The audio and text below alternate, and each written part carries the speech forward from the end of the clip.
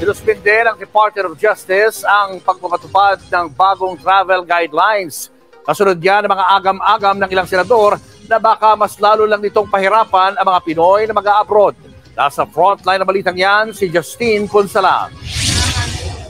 Hindi muna tuloy ang pagpapatupad ng bagong travel guidelines ng Interagency Council Against Trafficking simula September 3. Mismo si Justice Secretary Boying Remulla ang nag-utos na suspendihin muna ito. Gusto niya kasing mabigyan dinaw muna ang lahat ng isyong ibinabato sa bagong guidelines na nagtatakda sa documentary requirements na kailangang ipresenta ng mga Pinoy na lalabas ng bansa. Alam mo, ito kasi mas nakakasama ng loob dito.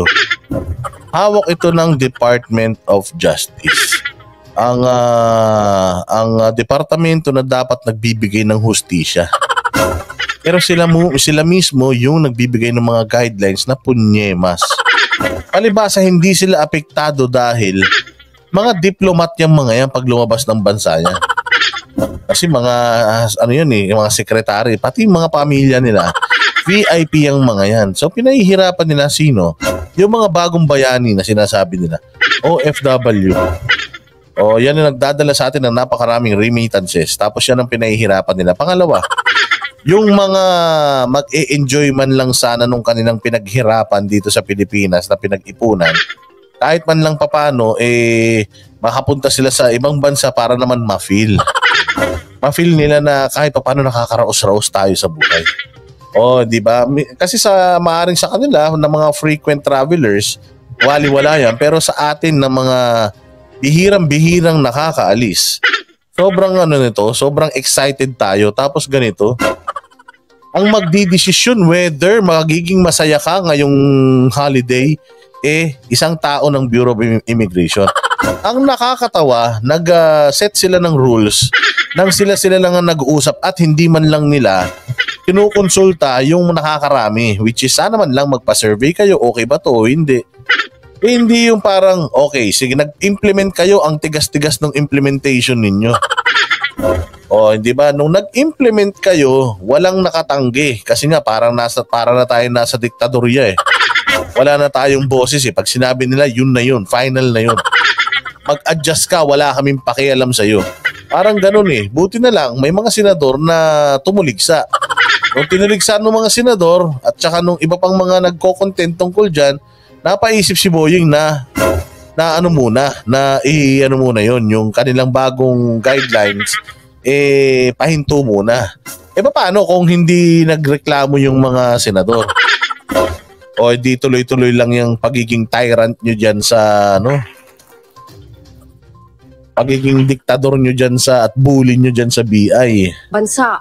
We heed the call of the people to review. So we're doing that in the spirit of transparency. Handa rin daw ang DOJ. Ang payat na ni Boying. Ang payat mo na, Boying. Magpahinga ka na kaya? Sakaling ipatawag sila sa nilulutong pagdinig sa Senado. Target imbitahin dito ang mga pasaherong na offload o hindi nakasakay ng aeroplano. Sobrang stupid kasi na nag-apply ako ng visa. Halimbawa, nag-apply ako ng Shenzhen. Na sobrang laki ng show money, tapos sobrang tedious nung mga requirements na nire-require nila sa iyo. Siyempre, requirements nga, i-require talaga nila.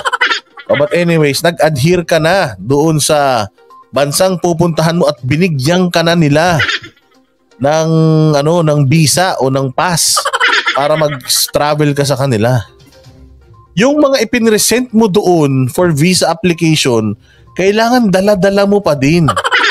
Kasi pagka nagpunta ka rito sa BI, pag paalis ka na, yun ang masaklap. Kasi yung mga requirements mo na ipinasa mo na dito na inapprove na nila at binigyan ka na nga nila ng visa, i-scrutinize nila ulit dito. Tapos ang iisipin nila na magtatrabaho ka sa ibang bansa. Tapos ang justification pa nila before was, meron pa nga mga lasalista eh.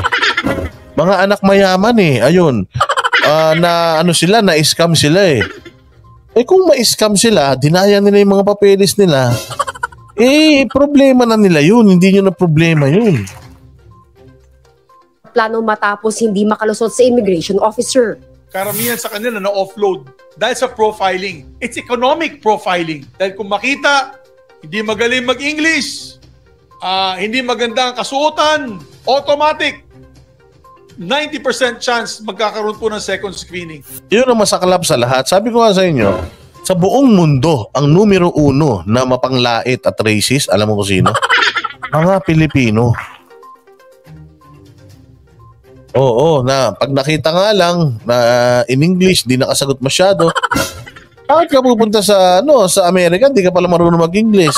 Siguro magti-TNT ka doon, ano? Pucha yan, hindi mas maganda nga mag-TNT siya doon, at least hindi niya na mararanasan yung hirap dito.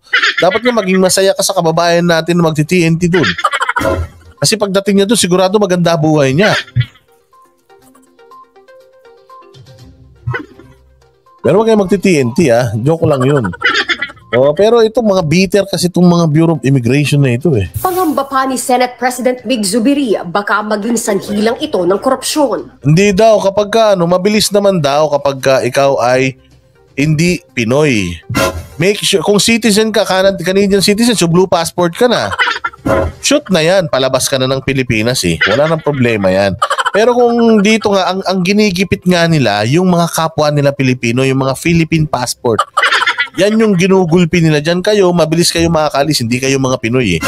O mga kayo eh, mga Canadian kayo eh. Kumbaga, ang colonial mentality sa Pilipinas sobrang taas pag nakita nilang blue passport, US or Canadian. Ano na yan? Kumbaga parang water-water na yung mga hayop na mga kurakong dyan.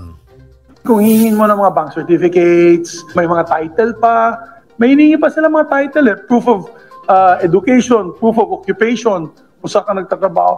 That can be prone to anti-privacy laws. Tanong pa ni Zubiri, Yung talaga yung lagi kong sinasabi, yung anti-privacy law. Hindi mo pwedeng hingin sa akin yung bank statement ko. Kasi personal ko yan eh. Pinresent ko na yan dun sa visa application eh. Inapprove na nila ako, bakit mo pa ako hihingan? Oo, tapos ayun nga, all those details ay prone, kaya nga tayo may national ID system eh. Prone to national prone to talaga yon, identity crisis. bakit parang habang malaya nakakapaglabas-masok ng bansa ang mga POGO workers na anyay madalas nasasangkot sa mga krimen, pinaghihigpitan naman ng mga Pinoy. Dagdag pa ni Zubiri, dapat mabayaran din ng danyos ang mga na-offload na mapapatunayang lehitimo naman ang kanilang pakay sa ibang bansa. Kasi syempre sila babayad nun pag nag-offload sila. Meron din silang kailangan ibigay na ayuda. Kasi isipin mo, pamilya kayo, 5 kayo, husband and wife, 3 anak. Pupunta kayong Hong Kong, i-offload mo sila. Magkano ng ginastos ng pamilya doon? It's not fair. It is not fair. And ganun na lang, ipa-offload mo sila, natalo sila ng... Ay, salamat, Zubiri. Meron ka rin magandang sinabi. Sa loob ng more than 1 year, salamat naman. Meron din kami napakinabangan sa iyo. 100,000 pesos, sorry na lang, sasabihin mo sa kanila, sorry na lang.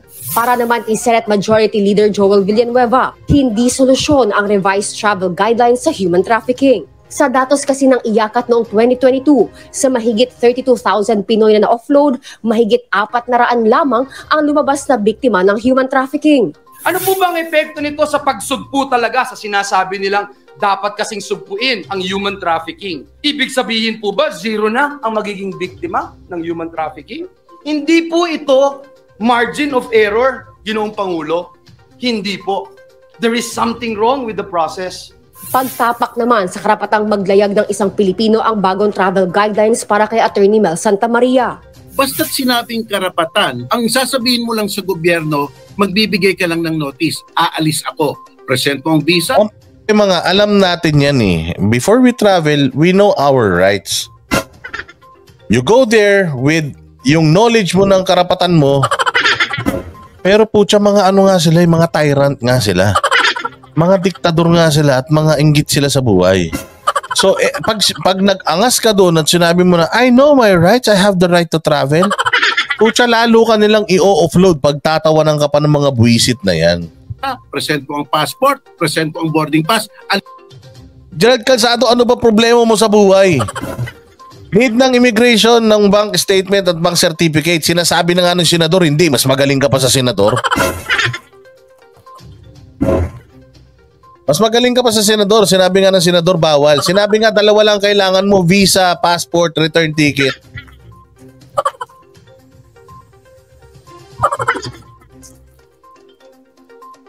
Oh, so kung naging immigration officer ka, tapos yan ang hinihingi mo, mali ka nga, mali nga kayo.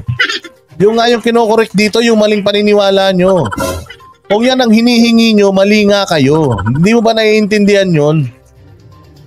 Mas marunong ka pa sa mga senador eh. Marunong ka pa sa mga abogado. Ang pino-point out nga dito, mali yung ginagawa nyo sa BI. Kung dati kang taga Bureau of Immigration at yun ang hinihingi mo, mali ka nga.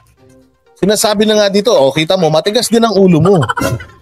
Di ba sinasabi na nga na ito lang ang kailangan, ikaw pinipilit mo, hindi ito ang kailangan. Kasi ito protocol namin. Yun nga, tanga nga yung protocol nyo, yun nga yung sinasabi dito. Kulit-kulit mo. Ay sinasabi na nga nitong abogado, anong kailangan mo, may karapatan ka mag-travel, anong kailangan mo, visa, ticket, passport na valid, return ticket. Yun lang ang kailangan mo. Anong pinipilit mo yung gusto mo? Sinasabi nga nila na mali yung pagkakaintindi nyo. Alis ka na. Ang nangyayari dito, humihingi ka ng permiso sa ating gobyerno para maglayag. Sapat na rin daw dapat ang visa bilang patunay na ang isang Pinoy ay may kapasidad na maglayag, lalo't mismo ang embahada na ng pupuntahang bansa ang nag-aproba nito. Kung talaga raw pagsugpo sa human trafficking ang layunin, payo pa ni Attorney Mel. Gamitin nyo ang intelligence funding nyo. Hindi mo pwedeng remedyohan o ayusin ang trafficking sa pamamagitan ng paglilimita o pagsusupil sa iba pang karapatan ng... Ayan Gerald Cansado, kalinaw. Ba't nyo ba ginagawa yan? Di ba ang dahilan ng Bureau of Immigration, ginagawa namin to para maiwasan natin yung human trafficking. So ibig sabihin, humihingi kayo ng sobra-sobra just para dyan sa human trafficking, yan yung ginagamit yung dahilan. Hindi nga yun ang punto, mali nga yun. Tigas ng ulo nyo. Ordinaryong mamamayan. Gawin yung trabaho nyo.